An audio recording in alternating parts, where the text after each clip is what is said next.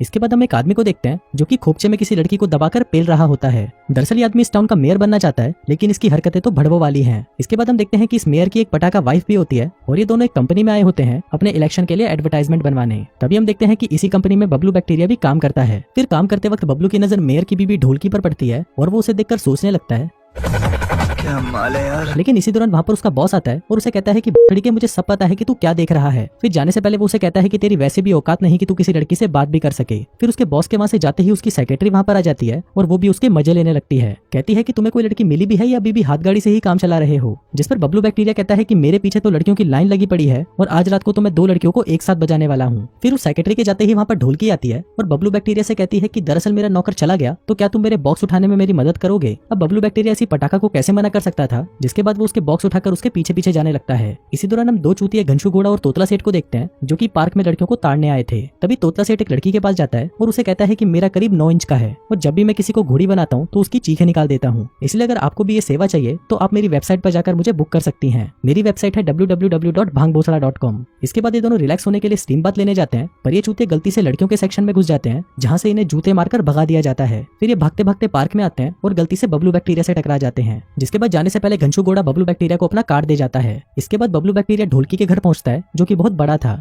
इसके बाद ढोलकी बबलू बैक्टीरिया को अपनी 3 नौकरानियों से मिलवाती है जो कि काफी टाइम से घोड़े की सवारी करने के लिए तड़प रही थी। फिर ढोलकी बबलू बैक्टीरिया को अपने कमरे में ले आती है और उसे अपने कुएं में पानी भरवाने के लिए इशारे देने लगती है। लेकिन फिर कुछ देर बाद ही वहाँ पर उसका पति आ जाता है और ये सब मिलकर एक एड को शूट करने लगते हैं। शूटिंग के दौरान ढोलकी बबलू बैक्टीरिया से ही चिपकी पड़ी थी, जिस वजह से उसके पति को ये देखकर बहुत गुस्सा आता है। इसके बाद एड की शूटिंग स्टार्ट होती है, लेकिन मेयर अपनी स्क्रिप्ट भूल जाता है और अपना सारा गुस्सा बबलू बैक्टीरिया पर निकालने लगता है। उसी रात मेयर और ढोलकी आपस में बातें कर रहे होते हैं, जहाँ ढोलकी कहती है कि मुझे तो ये कंपनी का बॉस एक नंबर का चूतिया लगता है, क्योंकि ये हर टाइम सिर्फ मेरी गुफा में ही झांकता रहता है। जिस पर मेयर कहता है कि तुम हो ही इतनी शानदार माल कि तुम्हें हर कोई बजाना चाहता है। ढोलकी कहती है कि हाँ, हर कोई सिवाय तुम्हारे। और यहाँ पर हमें पता चलता है कि ढोलकी मेयर से चिड़ी हुई थी क्योंकि वो टाइम से उसकी ले नहीं रहा था। दरअसल मेयर का फोकस यहाँ पर अपने इलेक्शंस पर था, इसलिए वो ढोलकी पर ज्यादा ध्यान नहीं दे रहा था। पर अपनी ढोलकी तो ढोलकी थी और उसका काम था बजवाना, इसलिए उसे कोई ऐसा चाहिए था जो उसे दबाकर बजा सके। इसके बाद हम फिर से उन्हीं दोनों चूतिए तोतला सेठ और घनशू घोड़ा को देखते हैं जो कि एक सेमिनार में स्पीच दे रहे थे। तभी तोतला सेठ वहाँ पर एक लड़की को बुलाता है और उससे पूछता है कि तुम्हारे सिर के बाल और तुम्हारी झांटों के बाल में क्या फर्क है।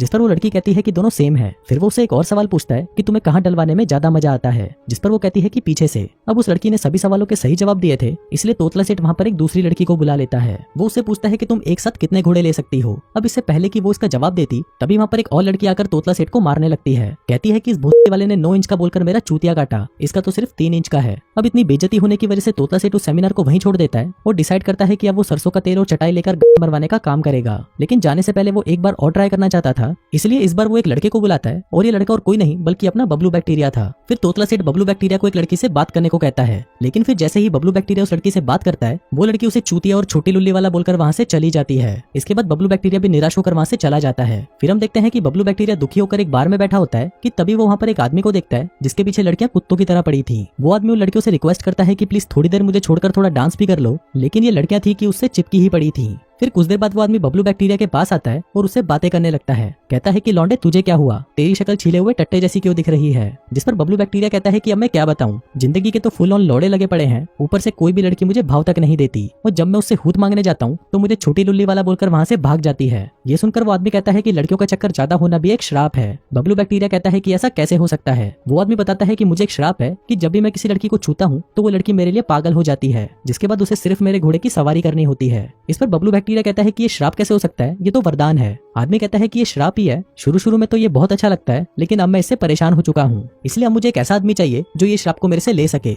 अब ये सुनकर बबलू बैक्टीरिया खुशी से पागल हो जाता है और उसे कहता है कि प्लीज आप ये श्राप मुझे दे दो। वो आदमी उसे पूछता है कि पक्का तुम्हें ये श्राप चाहिए, क्योंकि बाद में तुम इस श्राप को किसी दूसरे को तभी दे सकते हो जब वो खुद से चाहेगा। बबलू बैक्टीरिया कहता है कि ठीक है, मैं तैयार हूँ। जिसके बाद ये दोनों एक रस्म करते हैं जिसमें वो आदमी अपनी सारी शक्तियां बबलू बैक्टीरिया को दे देता है। इसके बाद वो आदमी एक लड़की के पास जाकर चेक करता है और पाता है कि अब वो श्राप से मुक्त हो चुका है। ये देखकर वो आदमी बहुत खुश होता है और उसे गुड लक बोलकर वहां से चला जाता है। इसके बाद हम देखते हैं कि बबलू बैक्टीरिया में अब एक ऐसी ताकत आ चुकी थी जिससे वो सिर्फ छूकर लड़कियों को अट्रैक्ट कर सकता था। जिसके बाद वो लड़कियों के पास जाकर अपनी शक्तियों को टेस्ट करता है और देखता है कि सिर्फ उसके टच करने से ही लड़कियां उससे अपनी पिंकी पिटवाने के लिए तैयार हो जाती हैं। जिसके बाद वो जानबूझकर लड़कियों को छूने लगता है और जैसे ही लड़कियां उसको टच करती हैं उनके शरीर में ठरक की आग जागने लग जाती है और वो सोचती है कि अब तो बस हमें बबलू बैक्टीरिया का ही काला घोड़ा चाहिए। अब बबलू बैक्टीरिया की तो चांदी हो चुकी थी और वो एक साथ कई लड़कियों के साथ मजदूरी करने लगता है। वो जहाँ पर भी जाता लड़कियों को सम्मोहित करके अपने पीछे पागल कर देता। अब कई दिनों तक तो उसका ये कार्यक्रम ऐसे ही चलता है, लेकिन कुछ दिनों बाद वो इससे बोर हो जाता है और सोचता है कि ये काम तो बहुत ही मुश्किल है और सचमुच में ये एक श्राप ही है। इसके बाद वो लड़कियों से बचकर चलने लगता है क्योंकि उसने इतनी ज्यादा मजदूरी कर ली थी कि उसके घोड़े ने खड़ा होना ही बंद कर दिया था। इसके बाद से वो लड़कियों से भागता फिरता था, लेकिन फिर जब लड़कियों से पकड़ लेती हैं तो वो उन्हें कहता है कि मैं तुम्हें घोड़ी बना तो दूंगा, लेकिन मुझे रिकवर होने के लिए थोड़ा टाइम चाहिए, जिस पर वो लड़कियां भी मान जाती हैं। इसके बाद जब वो अपने ऑफिस में जाता है तो उसका बॉस उसका फिर से मजाक उड़ाने लगता है, लेकिन तभी उसकी नजर ऑफिस के गेट पर पड़ती है जहाँ पर बहुत सारी लड़कियां बावली गायों की तरह बबलू बैक्टीरिया के पीछे पड़ी थी,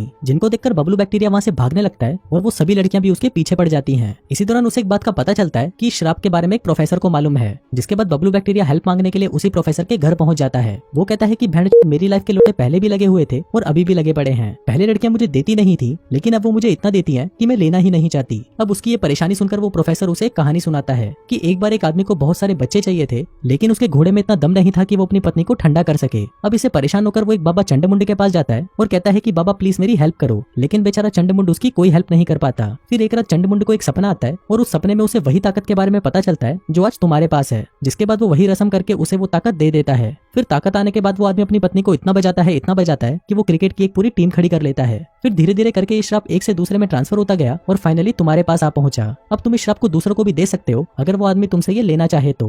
इसके बाद जब बबलू बैक्टीरिया घर से बाहर आता है तो हम देखते हैं कि वहाँ पर उसका बॉस भी होता है जो छुपकर उसकी बातें सुन रहा था। फिर अगले दिन जब बबलू बैक्टीरिया ऑफिस जा रहा था तभी उसके पीछे फिर से लड़कियां पड़ जाती हैं। इसी दौरान उसे वही दोनों चूतिया भी देख लेते हैं और सोचते हैं कि बहन इसके पीछे इतनी लड़कियां पड़ कैसे रही हैं। जिसके बाद बबलू बैक्टीरिया की इस पावर की बात धीरे धीरे सभी को पता चल जाती है। वहीं न्यूज में भी इसी की बातें होने लगती हैं कि एक लड़के के पीछे बहुत सी लड़कियां पागल हो चुकी हैं, जिसमें न्यूज रिपोर्टर की वाइफ भी थी। अगले दिन जब मेयर अपनी सेक्रेटरी से अपनी झाटे साफ करवा रहा था तभी उसे बबलू बैक्टीरिया की पावर्स के बारे में पता चलता है, जिसके बाद वो भी उससे मिलने के लिए उसके पीछे लग जाता है। उधर तोतला सेठ को भी बबलू बैक्टीरिया से जलन होने लगती है कि बहन इसके पास ऐसा क्या है जो लड़कियां इसके पीछे पागल हैं। वहीं बबलू बैक्टीरिया बहुत कोशिश करता है कि कोई उसकी पावर ले ले, लेकिन सभी उसे चूतिया समझते थे। इसके बाद वो एक बार में जाता है जहाँ पर वो दोनों चोमू भी उसका पीछा करते हैं। इसी दौरान बबलू को वहाँ पर एक आदमी मिलता है जो उसकी पावर्स लेने के लिए मान जाता है, लेकिन वो इस प्रोसेस को ठीक से नहीं कर पाता। उधर वो दोनों भी उसे देख रहे होते हैं कि बहन चोर दोनों एक दूसरे को कैसे गंदे गंदे इशारे कर रहे हैं। इसी दौरान बबलू गलती से एक लड़की को टच कर देता है और वो लड़की कुत्ते की तरह उसके पीछे पड़ जाती है, जिस वजह से उसका ये प्रोसेस पूरा नहीं हो पाता। उधर मेयर बबलू के बॉस से कहता है कि मुझे भी बबलू वाली ताकत चाहिए, जिस पर उसका बॉस मान तो जाता है, लेकिन इसके बदले उसे पैसा चाहिए था। फिर वो उसको बताता है कि एक रस्म है जिसको करने से ये पावर्स मिल जाती हैं। इसके बाद जब बबलू बैक्टीरिया वहाँ पर आता है तो मेयर उसको देखकर वही गंदे गंदे इशारे करने लगता है, पर इससे कुछ नहीं होता। इसी दौरान उसे वहाँ पर वही प्रोफेसर मिलता है जो उसे बताता है कि ये श्राप तभी काम करेगा जब सामने वाला दिल का साफ होगा, लेकिन अगर सामने वाला कोई बुरा इंसान निकला तो उसके ऊपर ये श्राप उल्टा पड़ जाएगा, मतलब कि जो तुम्हें पसंद करते हैं वो तुमसे नफरत करने लगेंगे।